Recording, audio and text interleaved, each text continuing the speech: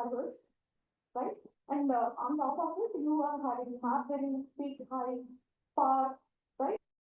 There are different tools to analyze the data which is lying on the storage server.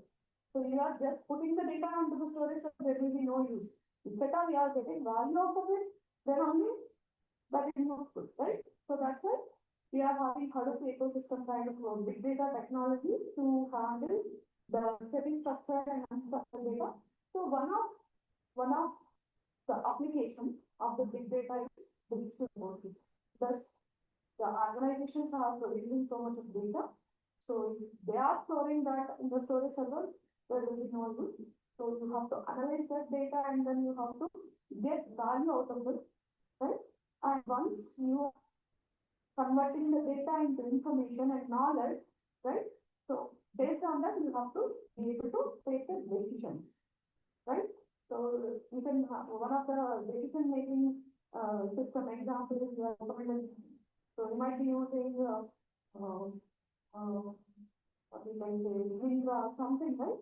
E-commerce company where you are buying something or you are staying at something, immediately the recommendations will be popping up, right? So that but you are the one who is taking the decision.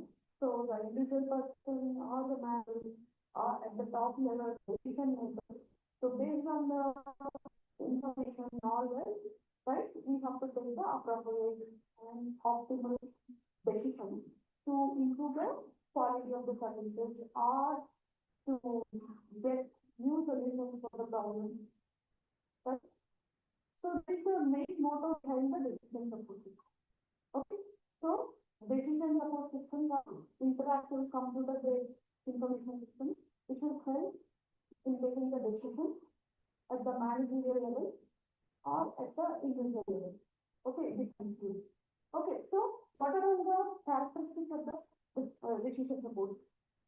So as I already told you, some managerial decision making handles large volumes of the data.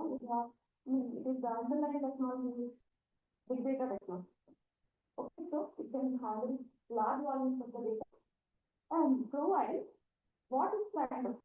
Something has happened. What happened? So what is the decision I have to take? Goal setting. So I have done so much of things. Then what I need to do, right? To improve myself or to improve the sales of a particular company. Goal setting and sensitivity analysis also we can do with the decision support system. Interactive and user friendly. So user friendly, this is a very important thing. So user friendly, how we can say that a particular system is user friendly? If it are the interface is simple, right? You can say that is user friendly, right? We are using web browsers or your operating system is a interface tool, right? Operating system also interface, simple interface where you can easily interact with the system, right? Your web browsers, which also act as an interface to search the content over the internet, right?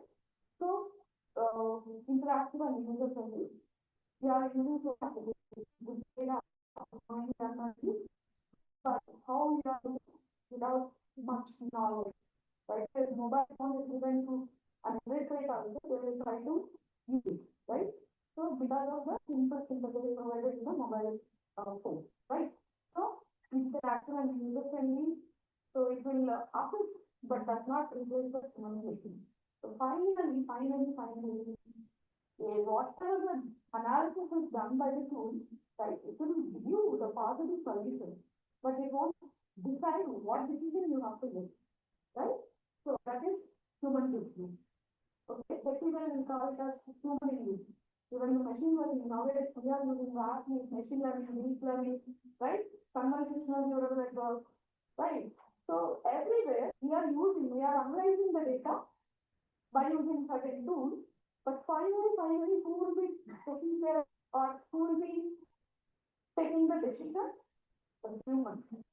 Okay, so humans are are not replicable, but just to reduce the work of the human, we are using AI and ML systems, right? With data technology, just to ease the work. That's it. But finally, the human is the one who will be taking the machine. Okay, so that's a simple introduction about the decision support system. Okay, so decision to understand what is actually the decision, you have to understand what kinds of decisions we can do. So, so, so three categories we can find under I mean the type of decisions we are going to do. So strategic, management or tactical, operational. Okay, so first one is strategic decision, which will be with long-term goals or policies for resource allocation or resource management to meet the defined objectives. So I have to do something, I mean, I have some simple objectives. So to implement that objectives, how effectively I am going to allocate my resources or how effectively I'm going to manage my resources to implement simple policies or long-term goals. In every organization, we have long-term goals and policies. So to implement that, we have to make strategic decisions. To make strategic decisions. And the management or the practical decision making, so which will be connected to acquisition, efficient utilization of the resources to achieve the defined goal. So there we are concentrating on the management, how we are allocating the resources, but we are not taking care of how effectively we are using the resources. Right? We must take up the resources, and we can't just like give the resources for the users, right? So if at all you are utilizing effectively the resources, right? 50% of the profit will come with the effective utilization of the resources. Okay, your services. Right? Reason why resource utilization is very important, and monitoring